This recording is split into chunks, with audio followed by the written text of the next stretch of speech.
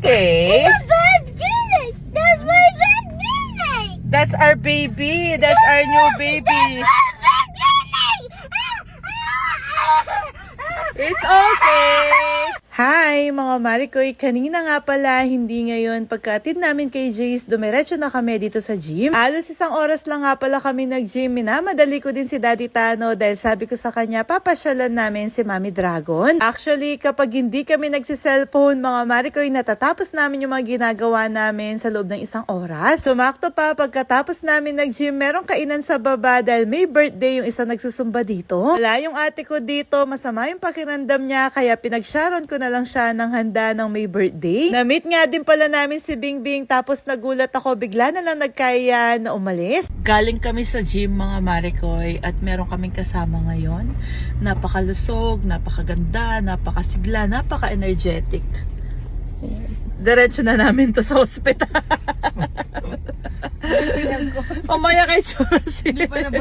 At dito namin siya dinala dahil dito nababagay yung mga tulad niya na dragon, charot lang. Basta bigla na lang kami napadpad dito. Sobrang nakyutan kami sa aso na to. Napakabilis na mga pangyayari mga Marikoy. Naalala ko lang, pinakuha ko yung bag ko kay Daddy Tano, nagbayad ako, tapos gino-grooming na yung aso. Binili na namin siya mga Marikoy at si Daddy Tano yung nag-insist dahil natuwa daw siya sa reaction ko. Iniwan na muna namin yung aso at dahil bigla ang desisyon to, kaya kailangan naming i-ready si Jace. I like dog.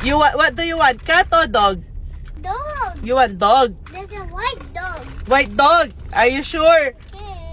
What name do you like? Ice. Are you sure? Yes. Pagkatapos ng school, nag-therapy pa si Jace. Pagka-uwi naman namin ng bahay, pinagpahinga ko muna siya bago kami umalis. No, the dog. Ice or snow? Ice or snow? Gusto nga pala naming pangalan ay Snow, pero sabi ni Jace, Ice daw yung gusto niya. You excited to see the dog? What color is the dog? White. What's the name? Boy. What's the name? Snow. I thought Ice. Ice. Ay, di. Wala nang urungan to ha. Buti pumayag ka na mag-ano na tayo ulit ng dog. Nakita ko masaya ka eh. Pagkahawak mo, yung ngiti mo, ang ganti nga eh. So, na-feel mo na ready na ako. Mm. Kasi nung binigay mo si Red, masaya naman ako, di ba? Pero gulat kasi ako eh. Sabi ko kasi sa kanya, kung magkakaroon ako ulit ng dog, naalagaan ko talaga na gusto ko, hindi ko pa siya dog. Yung gusto ko makita ko muna siya, mapil ko muna na ito na siya, ganito. Ganun yung naramdaman ko kanina. Yung parang nagkaroon ka ng first baby na makikita mo siya, na ito na siya, ganun. Kasi nung si Baby Red kasi, mahal ko naman si Baby Red. Kaso nung si Baby Red kasi, biglaan siya. Gulat ako, wala akong reaction, sa totoo lang. Tapos, malapit pa nga kaming mag-away nun. Kasi sabi ko, ba't may dog? Bakit dog? Puro ako ganon. Tapos, nung nakita ko na napakasaya ni Jace kay Baby Red, inayahan ko na lang. Pero, doon ko na-feel na hindi pa ako ready, di ba? Kasi nga, yung nangyari kasi dun sa dog ko dati, namatay si mama, tapos ilang months, nawala yung dog, hindi na siya nakita. Yung dog na yun, ang tagal namin kasama, lalo na si mama, parang first apo niya yun, si Ashley. So, ayoko nang maramdaman yung everyday, umiiyak ako, nasa Manila ako, nagtatrabaho, umuwi ako dun sa inupan ko, umiiyak ako. So, doon ko sinabi sa sarili ko na ayoko nang mag-alaga ng aso kasi ayoko nang maramdaman yung naramdaman ko kasi sunod-sunod yung mga trahedya na nangyari sa buhay ko. So parang ayoko nang maramdaman ulit yon na mag-aalaga ng dog tapos bigla siyang mawawala. Kasi yung mama ko, oo, masakit yung pagkawala ni mama. Actually, sobrang sakit. Pero ine-expect ko, alam ko kung nasaan siya, na okay na siya ngayon. Yung dog ko kasi na si Ashley, nawala siya. Hindi ko alam kung anong nangyari sa kanya. Tapos may nag-text pa sa amin na inadobo na daw siya, ganito. Kasi nagbigay reward sa makakakita, makakapagsabi kung nasan siya. Kaso, walang nagsabi. Nag-text pa sila na inadobo na daw, ganun. Alam mo yung feeling na nawala yung isang pinakamamahal mo pero hindi mo alam kung nasaan siya, kung ano, walang kasagutan, walang end. So ayan, tama na yung drama. So ngayon, feeling ko ready na ako kasi excited ako, super excited. Anyway, sa sobrang traffic, mga Marikoy, ginabi na kami. Halos pasarado na sila, buti na lang, inintay pa nila kami. Yung mga dogs nga pala nila dito, mga Marikoy, ay galing pa ng Korea. Yung napili nga pala namin is nag-base ako dun sa saya na naramdaman ko. At syempre sa budget din na meron kami. Tapos nire-request din ni Jace na pure white daw yung gusto niyang dog. Actually, matagal nang nire-request ni Jace to dahil nga si Baby Red ay hindi na namin siya kinuha na sa mga in-laws ko. Lagi kasing naiiwan si Baby Red sa mga in-laws ko at napamahal na sila sa kanya kaya inayahan na namin sa kanila. Siguro mga Marikoy, ginawa ko na lang din dahilan yon dahil nga dati hindi pa talaga ako ready. Pero ngayon, sabi ni Daddy Tano, iba daw yung itsura ko, napakasaya daw. This is from Mama, check up. this No, Mami, check. Mami, so this paper from Korea. So he finished. I tongue. I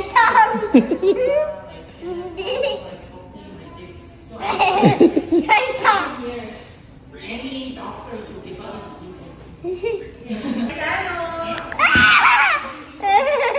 I bet you. Talaga. Itong bagong baby namin, mga Marikoy, daig niya pa kami, pwede siyang pumunta kahit saang bansa. Lalo na sa Korea dahil doon siya galing. Ayun lang nga, pagka uwi namin, problemahin ko kung paano ko siya kakausapin. Anyway, mga Marikoy, sobrang laking hospital nga pala nito para sa mga animals. Tapos, kumpleto sila sa gamit, meron silang pang surgery at kung ano-ano pang kailangan ng mga alaga natin. Bago nga pala kami umalis, bumalik si Jace dito para magpaalam sa ibang dogs na naiwan. At simula kanina pa, mga Marikoy, may isang dog na nagpapakyut sa amin at gustong sumama. So, gusto nga din ito ni Daddy Tano, kaso mga Marikoy, hindi na kaya ng budget. Pero syempre, depende na lang kapag pumayag si Daddy Tano na ibenta yung motor niya, bibilhin namin itong isang dog. Next time na lang kita bibilhin, no? Tingnan ko kasi yung presyo. 200,000. Sobrang bait nga pala ng Koreana na nakausap ko. Siya yata yung may-ari, mga Marikoy, kasi ang daming binigay sa amin na libre. Tapos, grabe din siya mag-assist sa amin kahit oras na, hindi niya pa rin kami iniwan. At sa moment na yan, aalis na kami dito at hindi ko ine-expect yung magiging reaction ni Jace pag sa kanyang sasakyan. It's okay, it's okay. It's okay, it's okay, it's okay, it's okay. Kawa, okay. No, I don't. Oh, what? It's okay. Bad feeling. That's my bad feeling. That's our baby. That's our new baby. Bad feeling. It's okay. What's the name? Baby ice. What's the name? Baby ice. Talaga. Mommy. Ay, Diyos ko, magselos siya. Pakalma ko siya, mga Marikoy, at nakatulog siya habang nagbibiyay kami pa uwi.